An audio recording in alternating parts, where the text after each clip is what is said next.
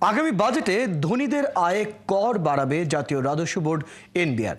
ব্যক্তির আয়ের সর্বোচ্চ কর 25 থেকে বাড়িয়ে 30% করা হবে বলে জানিয়েছেন সংস্থাটির চেয়ারম্যান আব্দুর রহমান খান। সন্ধ্যায় রাজধানীর একটি হোটেলে কর ব্যবস্থার ওপর এক আলোচনা সভায় তিনি এসব কথা জানান। রাজস্ব আয় বাড়াতে কর ছাড় কমিয়ে আনা হবে বলেও জানান এনবিআর চেয়ারম্যান। তিনি জানান, করদাতার হয়রানি কমাতে অডিট প্রক্রিয়া ও রিটার্ন জমায় স্বচ্ছতা বাড়ানোর উদ্যোগ নেওয়া হয়েছে। রাজস্ব ঘাটতি বেশি হওয়ায় কর ফেরত দেওয়ার প্রক্রিয়া এখনই শুরু করা যাচ্ছে না বলেও উল্লেখ করেন তিনি। আলোচনায় ভ্যাট 15% কমিয়ে 10% করার দাবি জানান ব্যবসায়ী নেতারা। পাশাপাশি উৎসে কর হারও কমিয়ে আনার দাবি জানান তারা। বিদেশি বিনিয়োগ বাড়াতে বাস্তবসম্মত নীতি নির্ধারণের পরামর্শও দেন ব্যবসায়ীরা।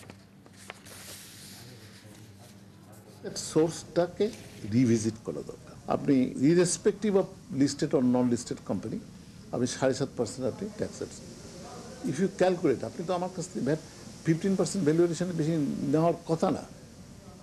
আমার ইনকাম ট্যাক্স আমি কর্পোরেট বডি আমি 22.5% বেশি দেওয়ার কথা না, but effectively I am giving more than 60%। আগামী বছর থেকে আমরা ম্যাক্সিমাম আমাদের যে মার্জিনাল ট্যাক্স 30% হবে। এটা তো ধরেন আমরা একটা ফ্যামিলিতে কি করি, যার আয় বেশি উনি পুরো ফ্যামিলিটা চালান, রাষ্ট্র তাই।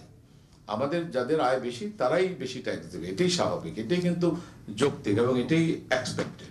আমরা যদি বলি যে না একটু ট্যাক্স রেট কমান তাইলে আমি বেশি করে দেবো, এটা আসলে ঠিক না। ট্যাক্স রেট হয়তো আমাদের আর একটু বাড়াতেই হবে।